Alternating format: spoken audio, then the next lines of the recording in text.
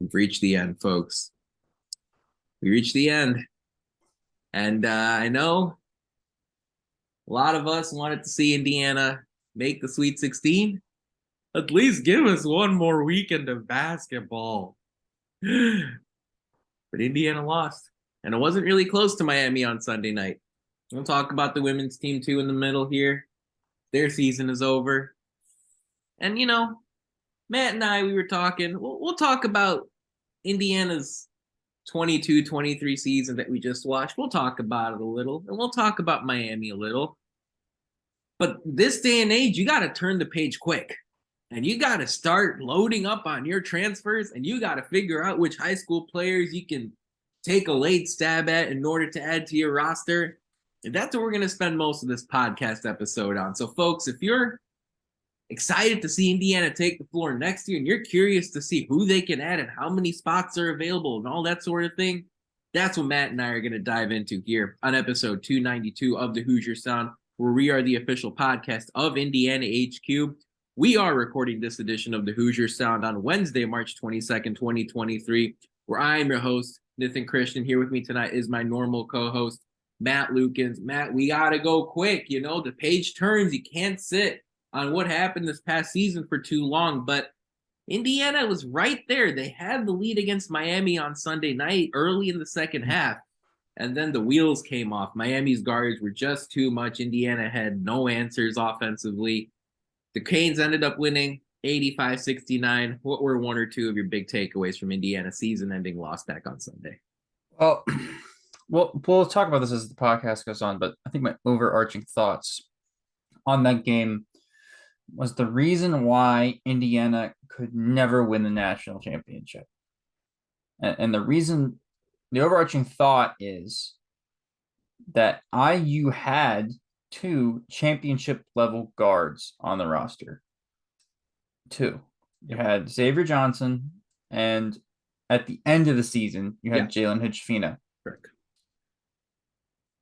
What happened is you lost one of them, and you didn't have any other guard to go to on the roster, really. I mean, you had Trey Galloway, who is a guard, He's but plays complimentary. Yeah, he's a complimentary piece. He's a really good, fifth best player in your starting lineup, or even a sixth man off the bench. That's a guy who fills in a roster, not fills out, your star portfolio, right? You go and look at guys like CJ Gunn, too young. Anthony Leal, he's a junior, hasn't played barely at all. Right. Or he's in his third year. I guess he's a sophomore because he gets a free year, but still third year in the program, hasn't played at all for whatever reason. Tamar Bates, I just have to say his name. A lot of IU fans understand what I mean by that. He just hasn't put it together yet. And then there's no other guard on the roster after that, right? So you didn't have a backup point guard. Your starting guard on Sunday had a terrible game. Yeah. Well, I mean, he did. Yeah. But he's a freshman playing in March Madness, having to be the main guard. It's a lot to ask of Jalen Hood-Schifino to be good consistently without consistent experience. Right? That's what happens. When you from going from year one to year two, you feel more comfortable because you had year one. It's not rocket science. Right? And so now we're sitting here in the off season because we got absolutely skull crushed by Miami's guards, right? Nigel Pack, Isaiah Wong, Wooga Pop. I mean, they were throwing 4-guard lineups at IU, and you had Race Thompson having to guard Wooga Poplar, who Race Thompson can try his best to guard him, but that's not Race Thompson's job. So for IU moving forward, I would like to see IU go more 2023 basketball and less 1983 basketball. Two bigs doesn't work. I know there's going to be some people in here listening that are going to think about my projected roster lineup that I put out. So I had a lot of people come under my tweet and be like, and respond like, hey, I don't want to go back to two bigs. I agree with you. I'm just saying they're probably going to start Renew at the 4, and they'll probably bring in a 5, but I wouldn't mind them bringing in somebody like the Chris Ledlam or Jamison Battle, or somebody that can stretch the floor and play a bit of the 4 and go a little bit undersized to play Renew at the 5, or whether it's Peyton Sparks at the 5 and rotate and Renew. There's a lot of stuff you can do about it. All I'm saying is the starting lineup doesn't have to be the exact way that IU plays. I would much rather have an IU team next year in a roster that is able to be flexible and have that flexibility be their identity. Like, I think some people, this is a side tangent, but some people get scared when you say, oh, I want a flexible roster, because it means that they're not going to have an identity and they're not going to know who they are and they're not going to know who their strengths are. But when you fill out a roster, let's say, there's two open spots right now if X comes back, and let's say one or two guys go in the transfer portal, which is natural to happen given just 2023 college basketball, right? I don't know who it is. I don't have any information to give you who it is. I'm not even going to begin to speculate and throw out names, because I feel like that's just saying we don't want them in the program anymore. Even though if they would like to stay, I'm more than welcome to them trying to improve another year. I agree with that. Yeah, there's talent there. But if two other guys transfer, you have 4 open spots. You can fill in those 4 spots, 3 starters and a 6th man with genuine experience. Now, like somebody like Jamison Battle, for instance, averaged what, like 12, 13 points at Minnesota? That's an almost guaranteed 10 at IU. Okay. I almost guarantee you. Okay, that's 10 points. And then you go and look at somebody like Chris Ledlam, who averaged 18 at Harvard. He's not going to average 18 at IU, but he's a guy that can probably give you close to 10. Then you go and look at somebody like a Nick Timberlake, right? A Nick Timberlake. He's a guard that we're looking at out of Towson. Shooter can absolutely give you 9 points. Will probably give up 8, but can give you 9, right? These kind of guys start to fill out a roster, then all of a sudden you're not asking Malik Renew to make a jump from 6 points a game to 20, right? You're asking him to go from 6 to 13. You're asking Xavier Johnson to come back and give you 13 and 5, right? Which is a lot, but that's what Xavier Johnson is definitely capable of doing. Praying that he's back healthy from a broken leg and his waiver gets approved. Right, exactly. But I'm going to just go off the assumption that it will get approved, given the fact that broken foot. Given the fact that he's just at the 30% mark. Like, it'd be different if he played 50% of games, but like 31% now, you're kind of it's like a fine tooth comb that you're not giving that waiver out. It's right there at the edge. It's almost like when you have an 89.5% in a class, yes, and you just want me, the A-. Teacher.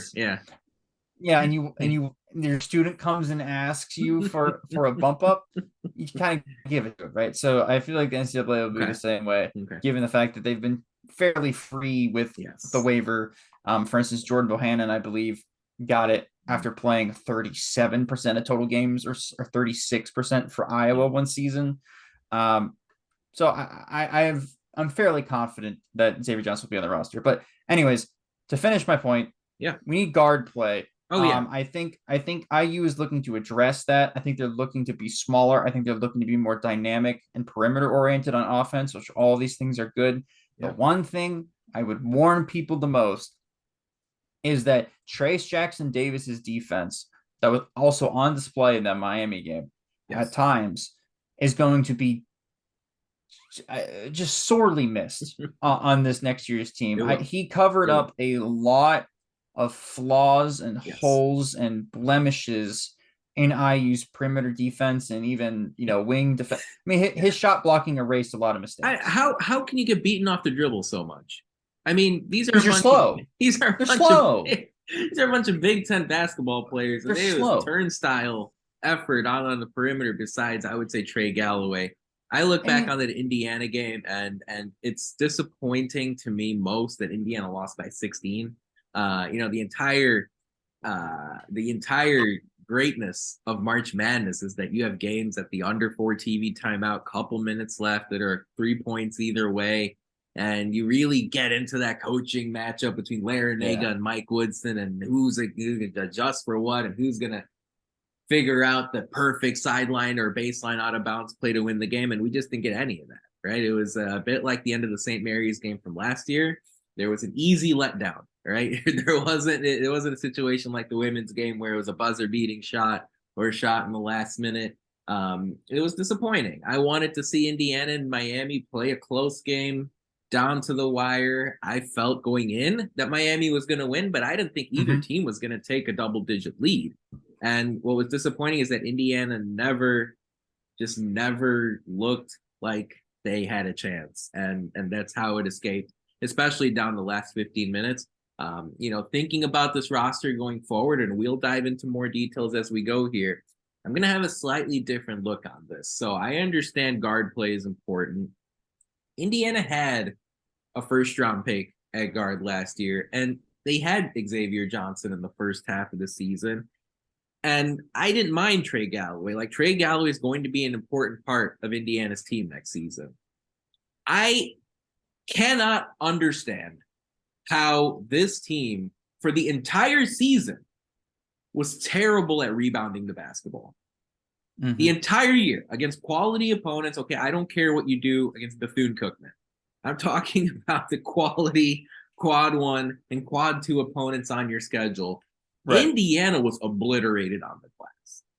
Yeah. And I don't understand that. I don't have the PhD in basketball to write a thesis on how Indiana was terrible on the glass. But all I know is whoever you put on the floor next year has to be able to keep the man in front of him, not get whipped on the dribble, and breaking news, you got to be able to grab a rebound. Yeah. Because it's hard in high-level college basketball to get stops nowadays.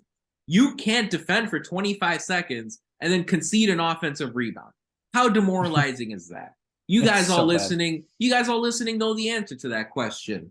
So when I think about the players that Indiana might add going forward here, or the players who return to this program, bring a renewed interest, pun intended, to rebounding the basketball.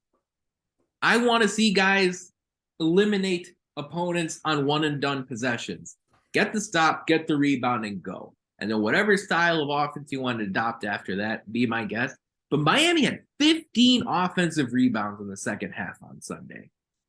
15! Their season high was 17 against a quad 4 opponent.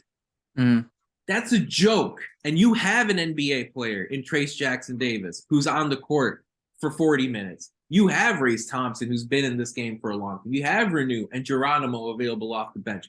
No one was interested in grabbing a rebound. And so that's what I'm going to be paying attention to next year.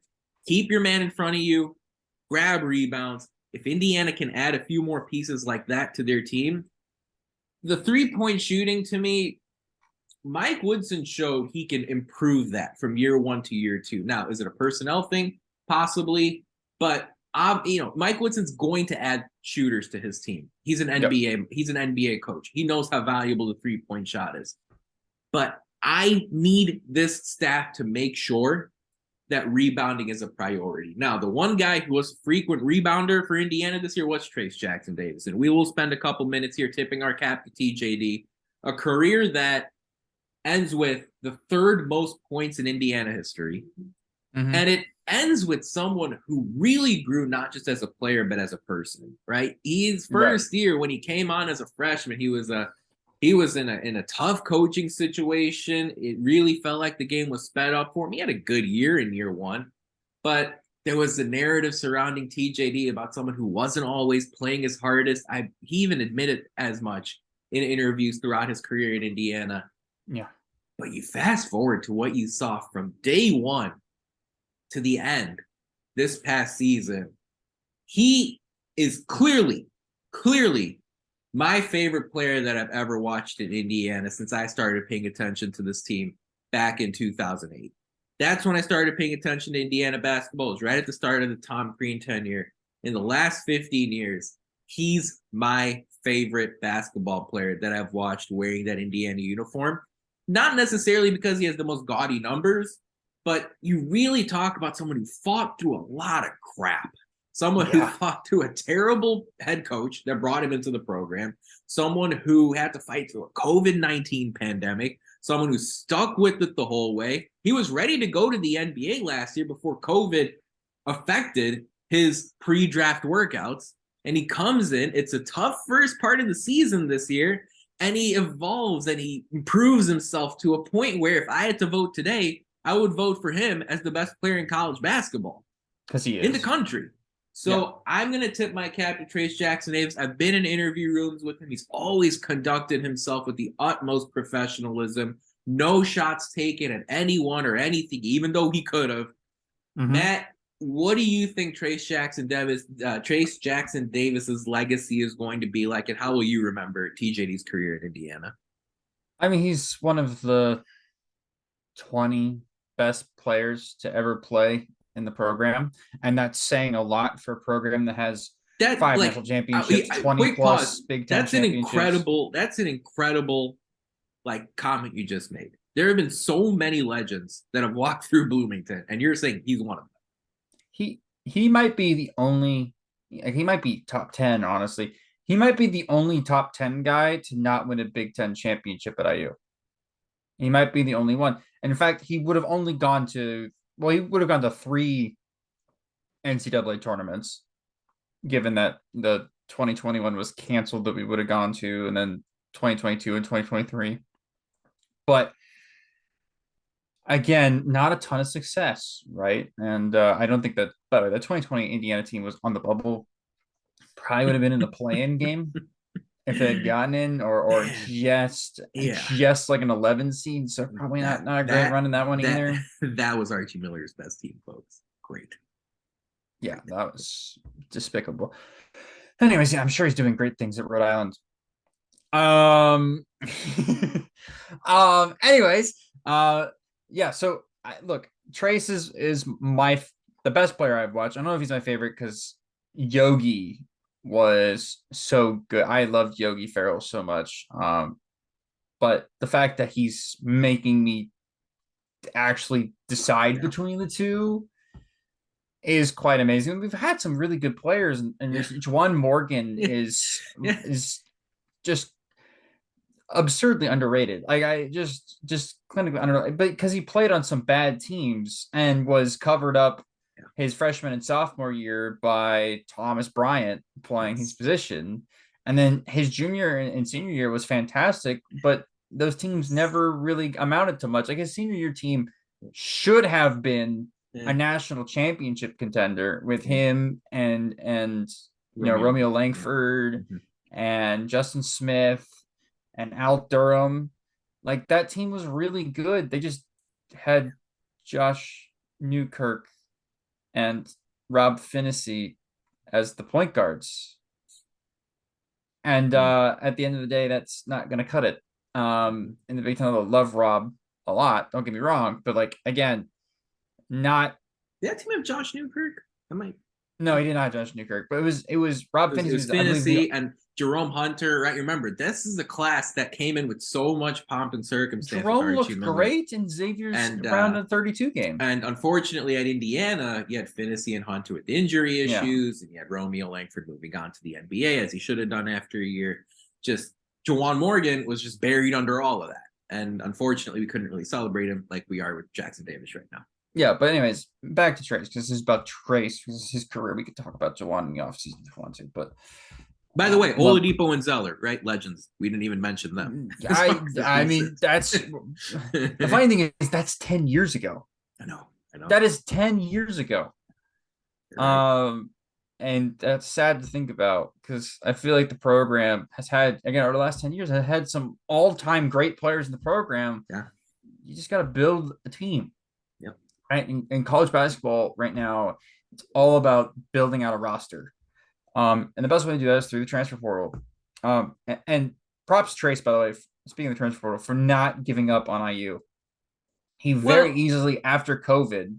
oh yeah, and like he could have gone pro, and I wouldn't have blamed him for that. But you're seeing a lot of instances right now where players are changing programs, and a big issue with that, you have to be understanding of the fact that you have to unlearn everything from your previous team, relearn whatever scheme your new team has, and it's going to be for a very short amount of time. And Jackson-Davis said, "Look, let's do this in Indiana, not somewhere else." Exactly. Trayce chose Indiana, and we loved him back for that. And for that, I thank him dearly. Like, I mean, just an absolute treasure to watch. Yeah. An awesome human being for those that never met him. He was actually like a really nice guy.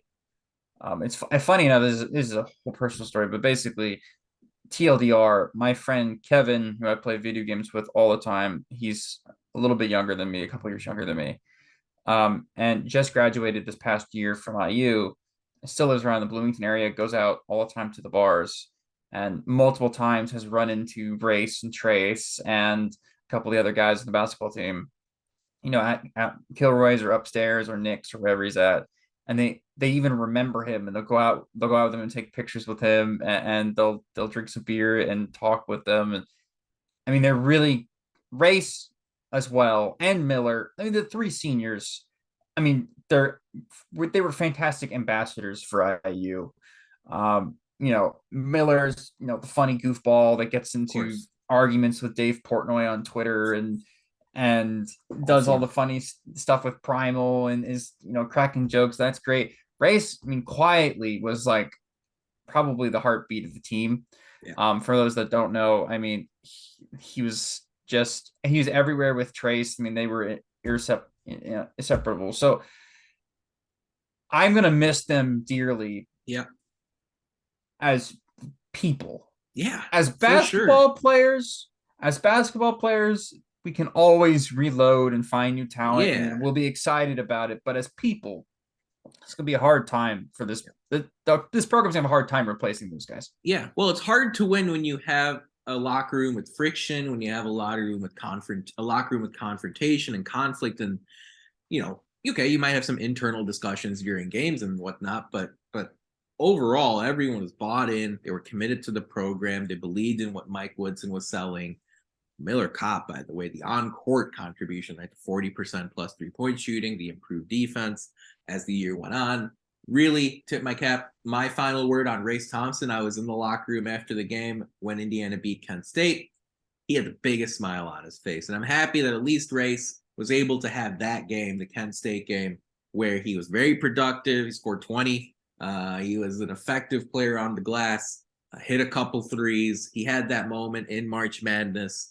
In fact, last year, when you think about Indiana's games against Wyoming and St. Mary's, those were the games really Jordan Geronimo stepped up. Race brought it against Kent State back on Friday night. He had his moment where, the press gaggle was around him, everyone's mic up to his face. That's exactly what I'm sure he was happy to have happen going back to Indiana's win against Kent State. Of course, IU loses to Miami, and now we turn the page. We're going to dive into the different players that Indiana's pursuing here in the transfer portal. We're going to talk about any changes Indiana needs to make to their coaching staff. How about a blueprint that Indiana could potentially use from the Archie Miller days? What?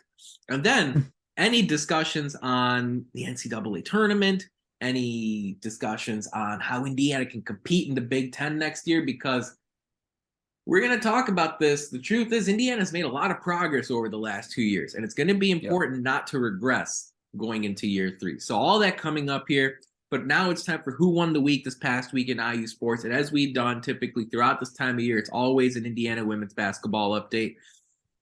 And well, fact of the matter is, that didn't go well. It did not go well in the slightest on Monday night at Assembly Hall. It was tough to watch Indiana fall to Miami in the round of 32 in Bloomington, 70-68. First and foremost, it was an amazing crowd, an outstanding second half of basketball between both teams.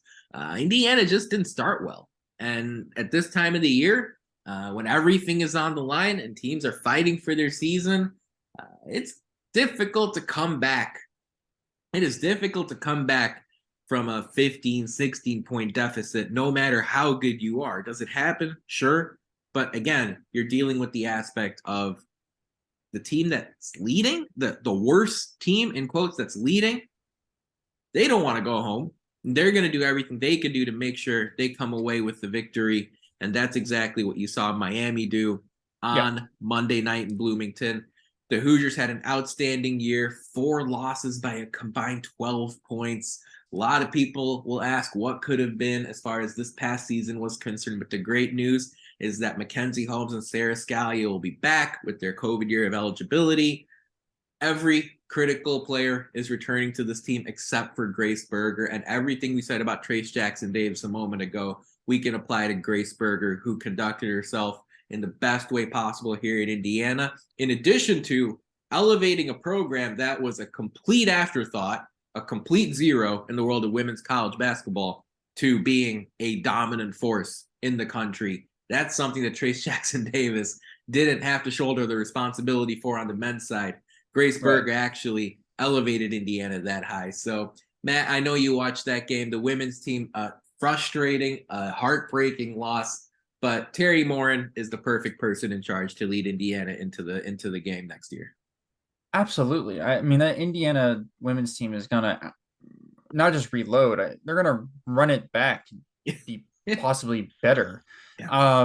I mean, it sucks that Grace Berger is not going to be a part. Like, really sucks that Grace Berger is not going to be a part. I'm more devastated that Grace Berger is leaving than Trayce Jackson-Davis is leaving. I know, because I feel like Trayce, I mean, he's going to be, he could come back next year, right? Still, but like next year's team still wouldn't be that good as things stand right now. Correct. If Grace Berger were able to return for IU next year, they would probably be number 1, number 2 preseason. Yeah, right. I think they're still gonna be that. They're still gonna be top 5, even with the loss to Miami in the round of 32 by like 2 points. Yeah. Well, I'm 1 point, 2 points here at 2 points. You know, again, IU. I mean, basically everybody returns but Grace Berger, and then you add in that they're adding 2 fairly highly touted freshmen, and that's before they hit the transfer portal, like they've been doing, like with Sarah Scalia and Sydney Parrish. Is it Scalia, Parrish, Scalia, Parrish. We talked about Alyssa Geary, who played her last game as well over the weekend, Monday night, I should say. So yeah, Terry Moore has been very active in the portal. Yeah, so again, like this IU team, I mean, Yarden, the clutch. I mean, just a fantastic player. She's 18 years old. Amazing. First year, incredible. First year college basketball, women's college basketball. She will be back next year and better. Mackenzie Holmes, probably my opinion, leader right now for National Player of the Year for women's. You have, Sydney Parrish returns. You've got Chloe Moore McNeil, who by the way, she was so good all season. Oh, I would hate for that to be overshadowed by her making 2 mistakes. A game-changing player all year for Indiana. Yeah, absolutely. She was so good.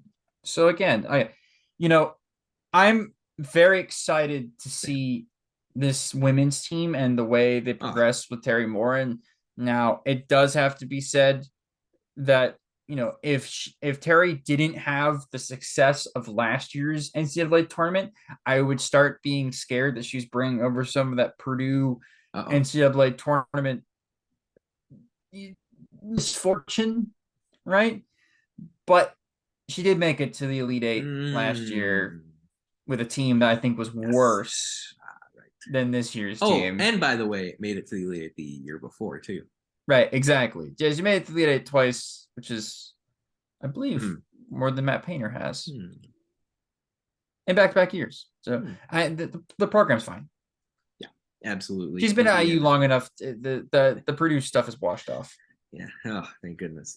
Indiana will be in great hands next year with Terry Morin, and the number of players are coming back. I was so fired up to see Lily Meister contribute in the NCAA tournament. I think she's going to be a key piece next year. We'll see how Terry Morin gets her involved more in the rotation. And then, of course, any new pieces Indiana adds. It should be an awesome season next year in Bloomington for them. Folks, a reminder, if you'd like to subscribe to our podcast for free, all you have to do is search for The Hoosier Sound wherever you listen to podcasts. Stay up to date all of our information by following us on Twitter at Indiana HQ and at The Hoosier Sound. You can find us there. If you enjoy our show, leave us a review, tell a friend, share our links. Your support really helps us grow this podcast and reach more passionate IU fans such as yourself. I saw a lot of new followers here to Indiana HQ, the Hoosier Sound, over the last few weeks with some big time games happening for this program. We're not going anywhere. We welcome all of you who are joining. We are going to keep this going fast and furious now, because over the next few weeks, Indiana's going to define who they are, especially in the Mike Woodson era, because Woodson, let's face it, he's done a lot of the damage so far through 2 years with Archie Miller players. And not the whole deal, but a large chunk of the damage over the last 2 years done with Archie Miller's guys. Now it's time for Mike Woodson to build his roster. And that's what we're going to be paying attention to here, not just for the rest of this podcast, but from now until, frankly, the start of the next basketball season in November. It's going to be fascinating to keep track of. To start off at a high level, assuming Trayce Jackson-Davis and Jalen Hood-Schifino move on, and that's going to be the official stance of the Hoosier Sound, I would be stunned if either of them returned, especially Trayce Jackson-Davis and Jalen. I'm not even going to go there. Indiana will have 3 spots open. Now, if Xavier Johnson gets his waiver upheld and is allowed to return to Indiana, IU will have 2 spots open. And that is what they can use to either add a high school freshman like Garway Duval, who decommitted from Providence, or a player from the transfer portal. And there are a number of guys Indiana is looking to add. Matt has talked about a lot of them so far. Nick Timberlake out of Towson, Chris Ledlam from Harvard, Kawasi Reeves out of Florida. We've talked about Jamison Battle from Minnesota, in addition to Garway Duval out of Providence, who decommitted from Providence, I should say, after wrapping up his senior season of high school. Matt, let's start with this question first. From the existing roster, do you think any of the players on this roster, outside of Trayce and Jalen Hood-Schifino, are going to explore the possibility of putting their name into the ring, into the portal? Because we said this day and age, it's probably going to happen. Indiana lost 4 players from last year to this year into the portal. Do you think any of the guys on this roster will consider the possibility of moving on to another team? Yeah, now this is the part where we are just speculating. Completely speculating. Just based off of some previous inkling of patterns in the past of what players have done. This is not off of any actual factual information that I've been spoon-fed from legit sources. Now, if you looked at my tweet yesterday, shout out to my tweet. I had a couple people come in, which I agreed with. I just didn't say their names, and gave me a couple ideas about who that might be, including, I think, the 2 guys I coming into the year I was really excited about and ended up playing less and less and less and less and less. And that is Jordan Geronimo, 1, and Logan Duncombe, number 2. Sure. These are 2 guys that at the end of the day, I mean, I projected that Geronimo could possibly be a starter this year, the way he ended last year, right? And I thought he could challenge, Race Thompson for playing time. And at the end of the day, we were playing Malik Renew over him. Which, no offense, that's not crazy, right? Well, right, and think about it. It was the last minute. In fact, we just talked about this a few podcasts ago. Malik Renew was the last player to commit to Indiana. And Malik Renew came on board just before the summer started. That likely threw a wrench at the Geronimo's prospect this past season. Right, exactly. So, again, being recruited over probably sucks, and given that his development hasn't gone the way that he probably thought it was, I don't think I blame him for looking for somewhere else to go. Yeah, I had people ask me why he wasn't even playing, and to answer that, I couldn't give you an answer, right? And then Logan Duncombe again, he's a talent for sure. Sure. Couldn't get healthy this year. Didn't play a lot his first year. Didn't play a lot this year. They're looking for. I mean, I just saw them linked with that they offered Graham Ike from Wyoming, who's a big. Who Duncombe definitely wouldn't play in front, and then we already have. We already have Renew, and then we went after Peyton Sparks last year, and he's in the portal. Sure. So if you're following the tea leaves, unless he would like to stay, because I mean, I would love for him to stay. He's a 6'10" guy that can give you minutes. Oh my gosh, absolutely. And take a rebound. Shoot. Praise the Lord. I know, and rebound. I mean, for him personally, I would leave as well. If I was in his same position, because again, playing time is valuable for players. And that's the point I've been trying to make to people when they say, oh, IU will be fine because we have at the guard position, because we have Gabe Cupps and Kai Newton coming in. It's like, I'd love both of them. I think it's a great two-man class. Don't get me wrong. I'm really excited, and I think they're going to be great Hoosiers. And I even said at one point that I thought Ja'Kai Newton could possibly be an NBA draft pick. And I think I've also said that I think Gabe Cupps will eventually be an all Big Ten player at IU. So I think that's pretty high standards for this recruiting class, right? They are not going to be immediate help that IU needs to go and possibly win a Big Ten championship or a national championship or whatever they might want to do next year, okay? This program, if they are serious about improving year after year and making it to the Sweet 16, has to have guys that have legitimate experience. Like, I think the best way to describe it to people is like, oh, well, why can't Cupps and Ja'Kai Newton come in and play? Well, it's like, for instance, let's rewind the clock for Gabe Cupps 1 year. Yep. Right? Let's make Gabe Cupps 17. And a junior going into a senior year of high school. He plays on the what? The under 17 AAU squad in the summer, right? On that squad, you probably have one or two guys that play up a year at the under 16 level and play that they're supposed to be 16, right? Probably play with him on the under 17s. That's how that works in the summer. That's how AAU rosters are kind of filled out. You're going to look at a lot of IU recruits, whether it's McKinley or Asa Newell or whoever it is that you're looking at, that IU's been looking at in the 2024 class, they will have guys playing with them that are from the 2025 class, right? That is like a privilege for those 2025 guys. They usually do not play a lot because they're a year behind in development. Right, exactly. Now you take Gabe Cupps at 18 and you move him to a college roster where he's going up against, let's say for instance, Nigel Pack and Isaiah Wong. Just big. I was going to give a Big Ten example. Northwestern can return their backcourt next year. Boo Booey and Chase Audige could come back. Can you imagine an 18-year-old true freshman, Gabe Cupps, having to play against Chase Audige? And he's going to get his pocket picked a million times. And the difficulty from going to high school to college is so great because you are playing against guys that have played at this level for 4, 5, possibly even 6. Like Nick Westbrook is in his, if he can transfer, and when he transfers will be his 6th year of college basketball. Yeah. Nick Timberlake. Not Westbrook. Yeah, I said Nick Westbrook. Nick Westbrook, the IU wide receiver. Either way, he played forever as well, by the way. Yeah. So Nick Timberlake will be playing his 6th year of college basketball. Yeah. That's 5 years of experience at a much higher level than Gabe Cupps has at all. Yeah.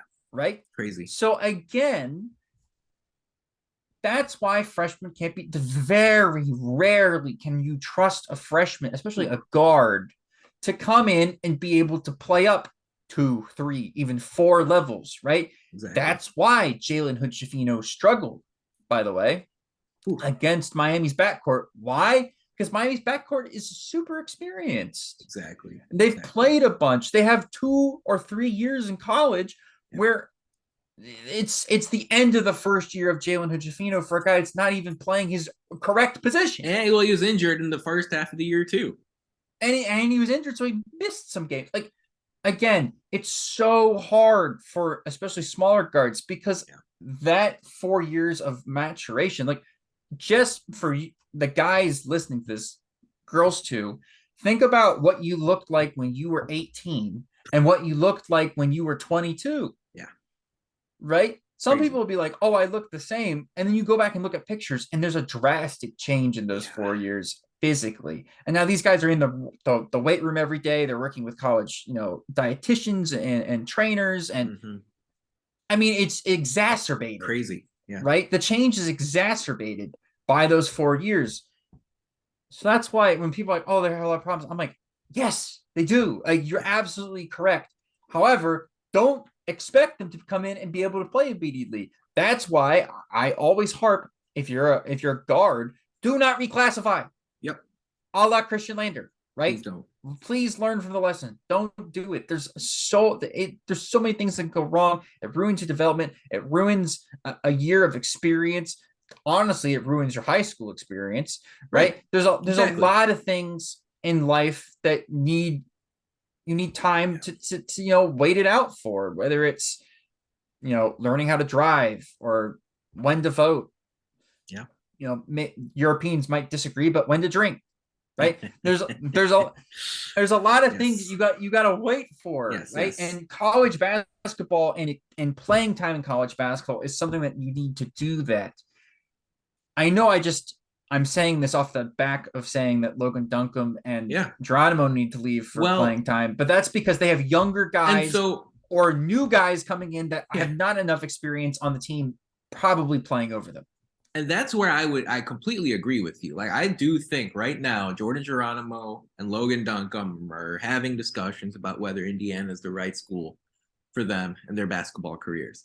But then I would take it a step further and say, right now in college basketball, you need to be old to win. And look at all the teams left outside of Arkansas. Look at all the teams left. That's it. And even Arkansas's got a guy like Ricky Council who's been there and done that. He's been around. Yeah.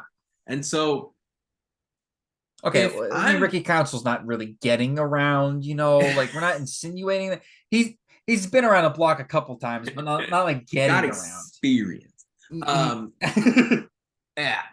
Look, Indiana is in a spot where I think Geronimo and Duncombe are having these conversations, but at the end of the day, I think I'm coming back if I'm both of them. I can see a situation where Malik Renew starts, but in this Geronimo and Duncombe situation, like, you saw Indiana play even their bench players significant minutes last season. And I think if Jordan Geronimo comes back, he can be a very effective Race Thompson or Malik Renew-like piece from last year, where you're getting 25 minutes per game and becoming a very critical force, because now there is no Trayce Jackson-Davis and now there is no Race Thompson. And that's where I'm sitting here and saying, if I'm Geronimo, come back. Why go where the grass is greener and figure out a new university, a new system, a new scheme, move on from everything you learned at Indiana? I think the transition isn't worth it if I'm sitting in his position. I have a counterpoint to that. And that's Geronimo, unlike Duncombe transfers, he's going down a level. I mean, not like to Division 2, but like like a Missouri Valley. If Duncombe transfers, he's going. He's going to Western Kentucky or Sun Belt Conference. No, actually, Missouri, lower than Western Kentucky. Yeah, he's going to like Kent State, right?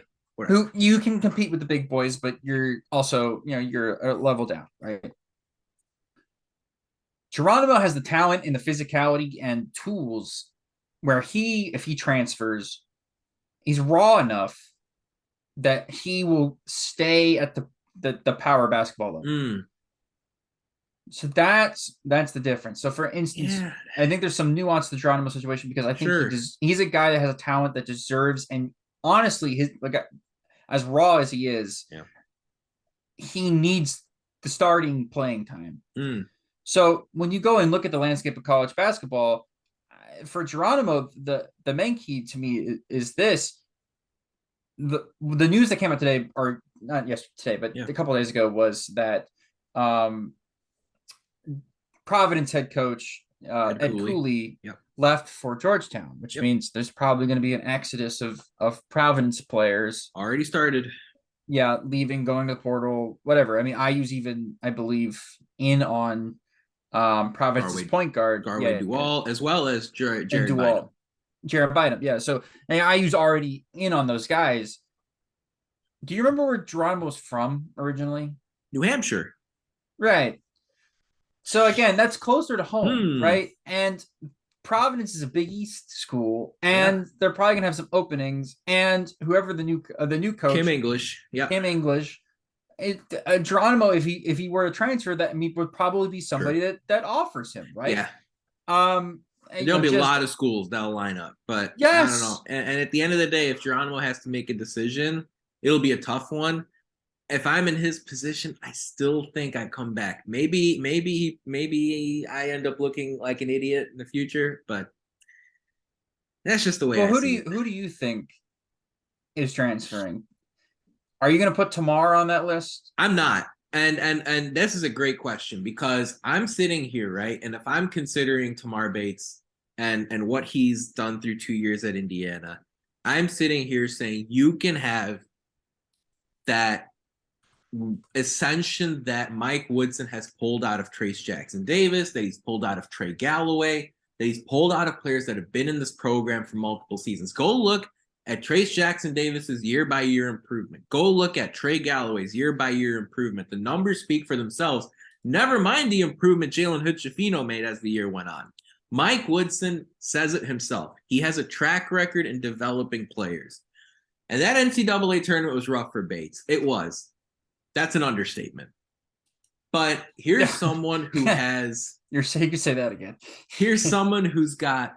He's just going into his junior season of college. He's got a young family that he's getting through life in Bloomington. I'm not changing where I am. I'm not moving somewhere else, going to a new campus, learning life in a new town, figuring out a new system, getting rid of everything that I learned at Indiana. All for what I think is a change of scenery. Because if Tamar Bates returns next year, he's starting. He's going to be in the backcourt, and especially if Xavier Johnson does not get his waiver upheld. Yeah. So his waiver appeal approved. So Mike Woodson went and picked out Tamar Bates as someone he believed had a lot of potential. And Tamar Bates was never a one-and-done prospect. So go through this process. Yeah. Let Mike Woodson lead you. And if you want, you can try to go somewhere else. And again, the schools that line up for Tamar Bates will be 30, 40 long. There will be a bunch of universities that want to have Tamar Bates on their roster.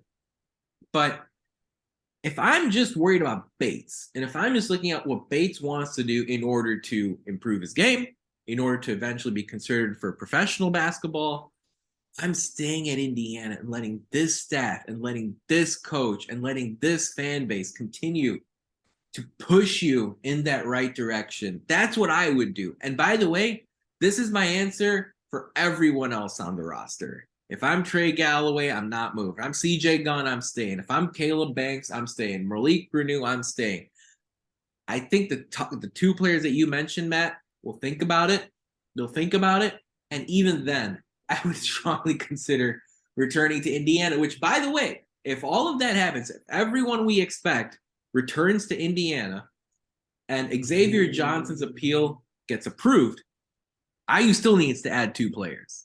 So there's still work for Mike Woodson to do. And Matt, I know there are a lot of guys that have visited Indiana that have been linked to Indiana that this coaching staff has gone after.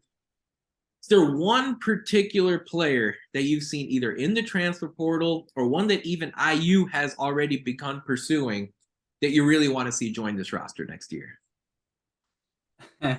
Funny you ask this question. I think the number one person I would like to see on IU next year is actually Harvard transfer Chris Ledlow. I think he's a player that IU is desperately going to need next year, which is a perimeter-oriented stretch four. Yeah. And I know that scares a lot of you because instantly I feel like every IU fans, when I say stretch four, their mind just Evan Pfister. No, I'm not gonna think about that. Ignorance is bliss. I was so ready for him to be good at IU. Anyways, Evan Pfister. Ignorance is bliss. Speaking of the IU Romeo Jawan team, yes, Evan Pfister. Yes, he is not Evan Pfister. Not even close. Like not even remotely close. He's smaller. Yes, he's got a lot more weight on him. Yeah. Okay, not a lot. I didn't mean to call him fat, but he's definitely beefier than. That's not an insult. Yeah, I wanted to clarify. Okay, I'm not making out to be fat. I think he's got a less mechanically appeasing shot, but it does go in, and I think he plays better defense. And to be honest, he plays in a little bit. I mean, like I feel like the Mountain West. The West Coast Conference, the WCC, is like maybe 1.5 steps above the Ivy. Sure. Especially the top of the league, Yeah, especially the top of the league is Power 5, but the bottom of the WCC is not good. I mean, there's Ivy League teams that compete with them. Like look at Princeton's in the Sweet 16, right? Exactly. So Ledlam's putting up 18 on those guys. Yeah. Including being matched up against Princeton's number one defender. Yes. What's his Tosin Evbuwomen. Evbuwomen. That guy watched the Sweet 16 game that Princeton plays. I think he put up 20 in their game, Harvard versus Princeton this year on that dude. Okay. This guy is good. He's really, really good. Now, can he play in a role in which he's not the number one go-to option and still be efficient and effective? That's for the staff to figure out and kind of mold him into. But he's a guy that you get him, and all of a sudden, lots of questions in the roster kind of get filled. Yeah. You have shooting and defense. You've got a point guard. You've got a three in Galloway. You want to fill in Bates. You want to put in Ja'Kai Newton. You want to play Gabe Cup as a second point guard. There's a lot of people you can fill into that second role, and then you have Renew at the 5. Like you have 4 starters there, and then you just have to get either a bench guy, a backup big, depending on who transfers. Yeah, and then maybe even go after another star guard. I would tell you this: Puff Johnson's in the portal. He's a guy I wouldn't mind IU looking at. I think Jameson Battle wouldn't be a bad option. I don't want somebody like Bynum from Providence. I think I agree that he's too small. Not that small guards are bad, because I think Tyson Walker might be the best guard in the conference, and he's a small guard. Sure. But that's because Tyson Walker is an absolute killer and a bit of an anomaly. I mean, Bynum needs the ball, and he's going to take the ball away from Xavier Johnson. He's going to take the ball away from Trey Galloway, which might be a good thing sometimes. And then, take the ball away from, anybody else that might transfer in and Renew. Sure. Not great. Getting a guy that doesn't need the ball would be awesome in that spot. Oh, so good.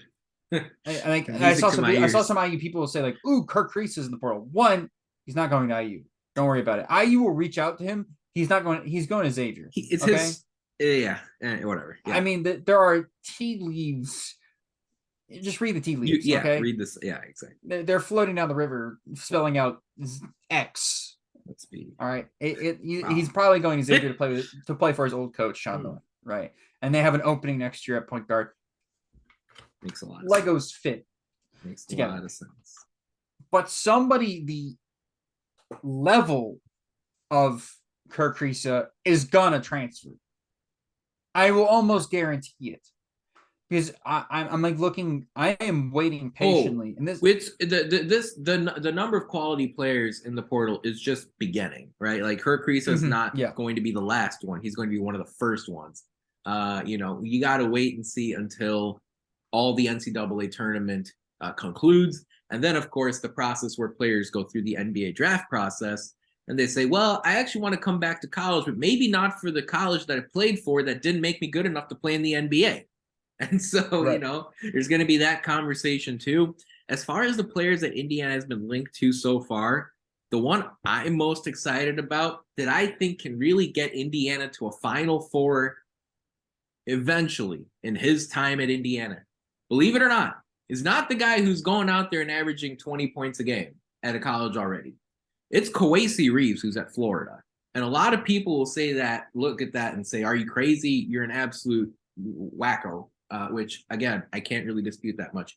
But when I look at the wing position, I want Indiana to overhaul their entire strategy as far as the wing spot on the basketball team. Indiana, once upon a time, had guys like Jerome Hunter and Justin Smith, and it flat out fell on its face. It did not work. And then Mike Woodson came in, and you can completely understand his thought process in going after Miller Kopp. But Miller Kopp's expertise was on offense. And no one's going to sit here and say that he has NBA level athleticism. I want Indiana to completely revamp what they're doing out on the wing. And I don't know if Kawasi Reeves is going to eventually be an NBA player, but I know for a fact that I want Mike Woodson to have a long, athletic, 6'6" guy on the wing to help move the basketball, to run up and down the floor, to steal the basketball, to score points, to grab rebounds. I do like the point you made with Chris Ledlum because he's averaged 9 rebounds a game over the last 2 years, and I'm mentally scarred from what I watched on Sunday night. I want guys who are willing to stick their nose in there, rebound the basketball, play fast, and, well, Malik Reneau was supposed to go to Florida, and so far through 1 year, I'm happy with what I saw. So, look, I had somebody. This is a sidetrack. Please. I had somebody tell me yesterday that he expected Reneau to transfer, and the only reasoning he gave behind that was because he was from Miami. I mean, I don't like Miami either, and I live in Florida, but what does that even mean? Never say never, I guess, in this day and age, but I would be completely floored. I would be shocked if that's what happened here. All signs lead up to thinking that Malik Reneau will be a starter on this roster next year and a critical piece on this team next year, and then very possibly move on to the NBA after next year. But look, that's far down the road. Whether it's Reeves or someone else, I want Mike Woodson to prioritize wings, and I want athleticism, and I want length, and I want guys who will run. I want every 2-on-1 fast break for Indiana to result in 2 points. I want every 3, and so I want to see that as part of Indiana's path with Woodson compared to what it was with Archie. So you agree with me with Ledlum, right? Oh, yeah. I love Chris Ledlum. From what I've seen so far, and I go look, I mean, you don't have to. So for those of you who don't know, the Ivy League is my second favorite college basketball league, all right? Like, you guys got to understand, I've watched Princeton in person this year, all right? Like, before this, this league is full of quality players. One guy you haven't even heard of in the Ivy League is a guard named Jordan Dingle who plays at Penn. Mm-hmm. He's either going to go pro or he's going to put his name in the portal, and if he doesn't do either and returns to Penn, he's going to be the best mid-major player in college basketball next year. All right. So, like, I love watching Ivy League players, and Ledlum is someone that absolutely stood out. I saw him put up 17 and 9, I believe, against Kansas during the non-conference slate. Very good in conference play as well, but he had good games against Louisiana, a team that eventually made the NCAA tournament this past year. I'm signed up for Chris Ledlum. Absolutely. Of course, Indiana's not adding just one piece to this basketball team. There will be multiple additions.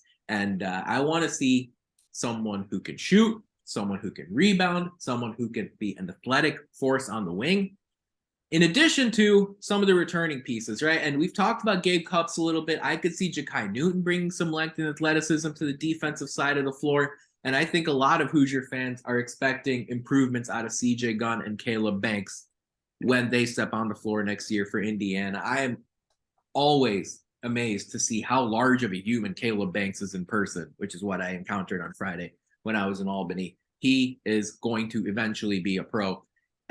He's got the physique. Let's make no mistake about it. Cliff Marshall doing a great job as far as the conditioning is concerned there. So this is what Matt and I are figuring as far as Indiana's status right now. This thing is going to be changing on a day-by-day basis, folks, and we'll be right on top of it as we go. We'll round up with some thoughts here in just a moment, but first it's time for our social media shout-out. First of all, I've got to salute Indiana 2024 five-star target, Asa Newell, getting inducted to the National Honor Society. How about that, as he's going through Montverde right now? Always love seeing Indiana recruits do big things, even if they're not committed yet to the program. Right. Wink, wink. Nod, nod. Asa, you hearing this? You hearing the little noise here? Look, hey, Montverde, right? So far. Hey, it would be nice to have some five-star 2024 prospects out of Montverde on this roster. It goes without saying. The Hoosiers baseball, softball programs continue to do good things. The baseball team finished off Morehead State recently in a sweep. They're really getting their season rolling right now. Their record above 500 here with Big Ten play around the corner. A lot of good things across the world of the Indiana Hoosiers. Of course, next month we'll be having the NFL draft, where I'm sure you will hear an Indiana name being called. And then you've got the wonderful news coming out of Indiana recently with the IU softball program as well, getting a two-time Big Ten Player of the Week with Taryn Kern. So a lot of progress being made across the world of Indiana sports. Shout out to all of them. We retweet them over on Indiana HQ. You can give those student athletes a follow as well as they continue into their action. Cody Latimer also big game in the XFL. So all sorts of things happening. Folks, a reminder for our socials. If you'd like to follow us on Twitter, Facebook, or YouTube, you can find us at Indiana HQ or at the Hoosier Sound. On Instagram, Matt, we're on Indiana HQ, but what are we? Indiana.HQ. That's where you can find us there. Join the masses, folks. The numbers continue to move right on upward. Matt, any other changes you would like to see Indiana make outside of the personnel? The assistant coaches, right? No, Indiana unexpectedly made a change last offseason with Dane Fife out and Brian Walsh in.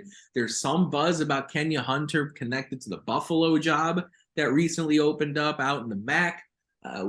Even if it's not coaching related, is there anything related to the schedule? Is there anything related to, I don't know, making sure the scoreboard doesn't fall apart at Assembly Hall? Any other changes or improvements you would like Indiana to make this offseason outside of changes to the players? Man, that's tough. See, the answer could be no. I mean, you could very easily be content with Kenya Hunter, Yasir Roseman, and Brian Walsh on the bench. Jordan Halls, of course, we've seen him in that assistant role as well. You could be fairly content with how Indiana's scheduling opponents and say, hey, look, go into next year and do similar to what you did last year. You'd be content with Assembly Hall and say we don't have to renovate the but you could keep it the same way. Selfishly, I wouldn't mind them trying to get their way into the Bahamas tournament. Ooh. For scheduling. Because I can just take a boat there, and that would be nice from where I'm at. Like they literally play the tournament basically like, okay. I mean, it's like 50, 60 miles west of my house, or east of my house. But still, I mean, podcast. So yeah, this is a no, I'm not. I mean, my GeoGuessr friends are mad at me, but yeah, I mean, like that would be awesome. And plus, like, it's just I like those kinds of tournaments. They're really good. You get a bunch of games against some good teams. They're good. They're good. Like Maui's awesome. I mean, Ant and I talked ad nauseum about these tournaments on our last podcast we had. On Big Ten Coast to Coast, where Ant was talking. We ended up actually looking up the 2002 season for IU because we're talking about each team's last championship game appearance. Right. And I was like blown away. I was like, wait, they played in Alaska? Yeah. And it's true. They played in the Great Alaska Shootout in Alaska, which Ant happened to play in 2007 against Butler and then first-year head coach Brad Stevens. Well, yeah, I know, very interesting, right? And so they've played them in Alaska, and Ant told me that it sucked because it was Alaska in November. It was cold, the sun was doing weird things, and it was, they couldn't really go outside, and it like basically hurt, and they played like in a D2 gym, right? And I was like, well, I can't imagine IU doing that. But then I was like, oh yeah, like IU, like how was Maui? Because I knew that Ant also went and played in Maui, and IU went to Maui what, 2 years ago? Yeah, but of course, North Carolina version. We went The to North Carolina version, and then Maui they went in 2017 with Tom Crean. And I think they went even in between that as well. You don't think so? That was it. Those last two appearances. They did not. Okay. Factual. Yeah, facts only here. Yeah. Anyways, he was like, "Oh, that was the best time ever." And he was like, he absolutely loved Maui because everybody hangs out with each other. All the teams hang out with each other outside of the venue. Like when they're not playing each other, they're all hanging out on the beach together, like talking the stuff, on the beach, getting to know each other. Yes. He said that was like one of the most fun experiences he's ever had. They have the hula dancers that come out and they do the whole Hawaiian ceremonies. Like that was so much fun. You get a week in Hawaii because they actually fly out there early, so you get a couple like nice days of practice and actually getting to hang around on the beach and get to explore and stuff like that. He's like, that was fun. He's like, I wish we'd done the Bahamas. I wish we'd done all these other different tournaments. And that's how I got onto this conversation, which is I wouldn't mind IU doing these tournaments every single year. They're not going to get invited to the PK80 for obvious reasons. Right. And they're probably not going to make their way into the Champions Classic for certain obvious reasons, right? Got to be a champion first. Am I right? Right, exactly. So IU's got to play their way into it, but I feel like the Bahamas, doing an every other year thing where you're doing Bahamas one year and then Hawaii next year, and doing that continuously and consistently, right? Yeah, that's actually a recruiting tool because a lot of guys will be like, will look like, what are we doing this year, right? It's very easy to sell an 18-year-old on a free, all expenses paid for trip to Hawaii. Yes. To play basketball against some really good opponents and play on primetime television back in the States during a time in which there is no other sports on. Nope. That during the week, during Thanksgiving vacation, there's nothing else on. Like they have the networks. Yep. Right, because the football's not playing and baseball's, I think, over by the time it's happening, or are just finished. Right, so that's the only sport that's playing. Let's go. So as college basketball is like almost, it's like March, and then that week are its two peaks, right? Yeah. And there's like a giant valley in between. Yeah. Because you have NFL football and all that stuff. Right. But it kind of peaks that week, and especially peaks with Maui, and it peaks with those big games down in the Bahamas or wherever they might be playing these tournaments at. More of that from IU would be awesome. If they're not going to schedule games like at Kansas and these marquee games, they're going to get a ton of viewers anyways because it's two big programs playing.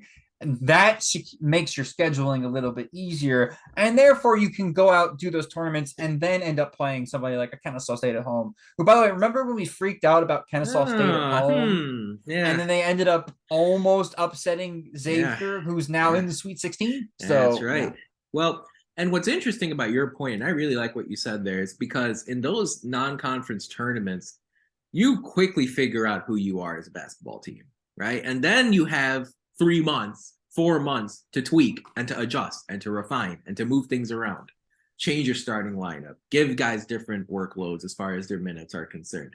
And by the way, think about next year, a trip like that would be a great chance for team bonding, that morale that you talked about. And I mean, getting that chemistry together in November pays off dividends later on in the year. Something that you may have seen when Tom Crean took that team to Maui. It wasn't a great tournament, not a great level of success there in the Maui Invitational, but eventually Indiana turned it around and made the NCAA tournament that year. So exactly the kind of thing that you like with those non-conference tournaments, such as Maui or Bahamas or wherever that you can go, because now you don't have the Big Ten ACC Challenge anymore. And the Arizona game is no longer on the schedule. That was just a one-off matchup back in Vegas last year. Kansas will come to Bloomington, but you do have some opportunity to load up. I don't want Indiana to go soft as far as the non-conference schedule. I know some will say, look, it's your chance to bank some wins before Big Ten play.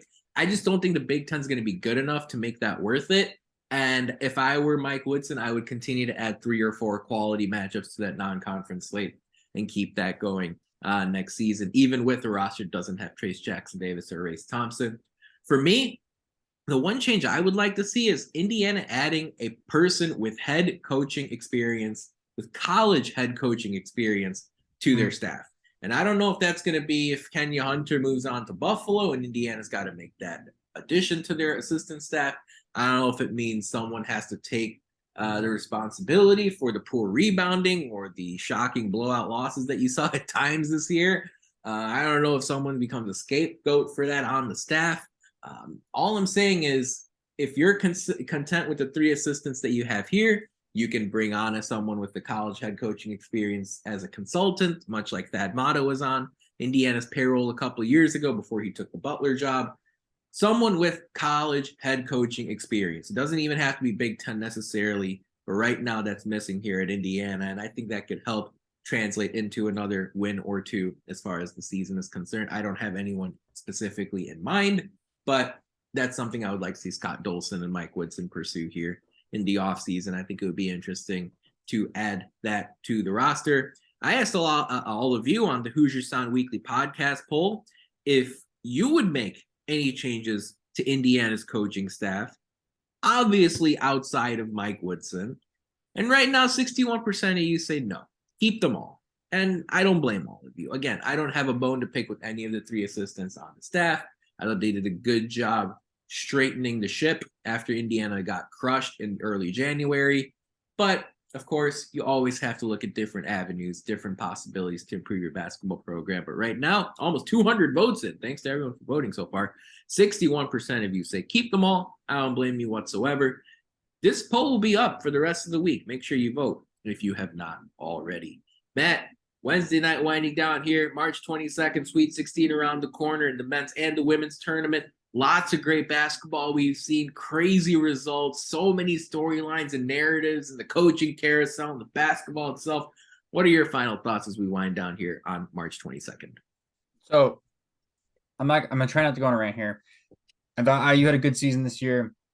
I think the ceiling of the team got dampened when, Xavier Johnson went out, right? You don't have a true point guard on the roster now. Whatever. If he returns next year, which I believe he'll probably be able to and get the waiver, having a backup point guard at Gabe Cupps is going to be awesome. It's the first time in a while we've had 1 really good point guard and 2 a promising point guard behind him. That's my bit on this year's team. Next year's team, I'm going to give a little bit of a treat to the people that have listened to this podcast all the way to the end, because you guys are awesome and I love you guys very much. And that's this. Now, you've seen a lot of guys so far transfer out of North Carolina. And this is, by the way, pure speculation, but it's based off of some fact that I know. And that is this. There was some real beef between Caleb Love and RJ Davis on UNC's team this year. I'm not going to go into details of what it was, but it's very clear on the basketball court that they weren't getting along. And apparently they weren't getting along off the court either. Now, Kirk Kriisa put his name in the portal, surprisingly, right? And you were talking about guards that are really good. When I was brainstorming which guards would be perfect with Xavier Johnson, there is one name in all of college basketball that kept hitting me in the face, right in my brain, over and over and over again. I couldn't get his name and his game out of my head. and that is RJ Davis. I think he's the perfect complement to somebody like Xavier Johnson, who's going to create open looks. And he's a really good spot up shooter. But Xavier Johnson is not a guy that you want with the ball in his hands trying to create a shot at the end of the shot clock. That's what RJ Davis is also really good at doing. He just doesn't have the opportunity to do so in North Carolina because Caleb Love is taking 45-foot contested three-pointers with a step back. So and to add to the fact that RJ Davis at one point in time was an Indiana recruiting target. Him and Caleb Love both had IU, I believe, in their final decisions. So that is somebody that Woodson can go out and look, hey, things didn't work out if he so chooses to leave. Hey, things didn't work out at North Carolina. I know you made the national championship game. The next year was an absolute disaster, including you had some stuff happen that's not basketball related. Why don't you come get a fresh new start at Indiana, a place that you were even considering in the first place? And we now desperately have an opening at a position in which you fill, right? And he's an able defender and a really good offensive player, and somebody that has experience and has been there and won games and has also been there and lost games and been through a lot and grown as a human being. He's a guy that I would definitely look out for if you're Indiana fans. If he puts his name in the portal, I want IU to literally just send a boat of money.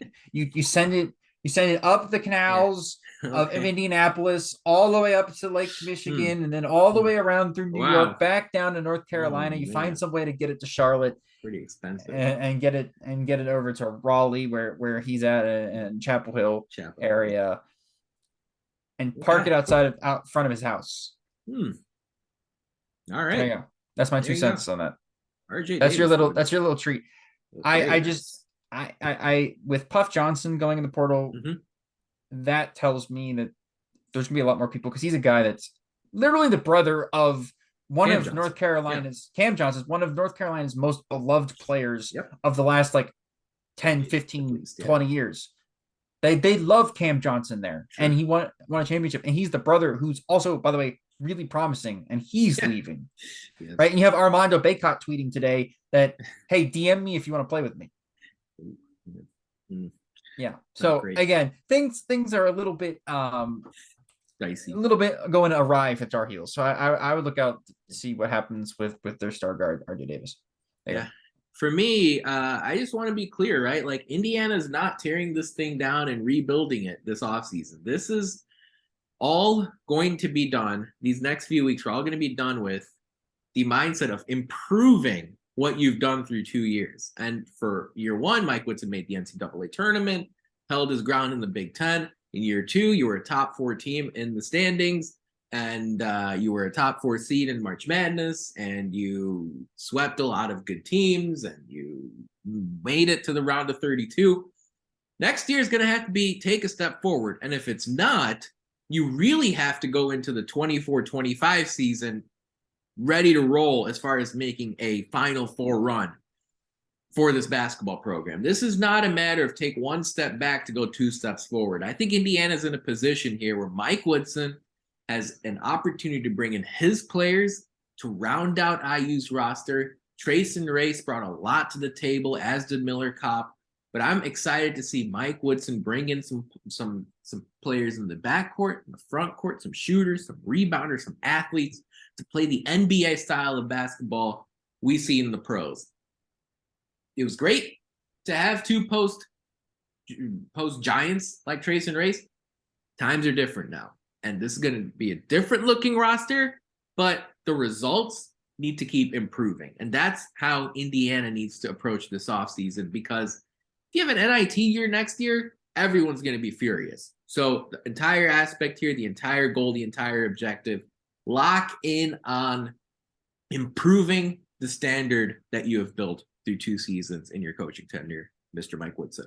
But folks, that about wraps it up for this episode of the Hoosier Sound. Thank you so much for joining us. We really appreciate your support. To hear more fantastic episodes like the one you heard today, be sure to follow us at Indiana HQ to make sure you don't miss any in the future. You can also follow us at the Hoosier Sound or go to our website, indianahq.com, to find it all in one place. But as always, thank you for listening, Hoosier Nation, and we will see you next time. Peace and love. Go Hoosiers.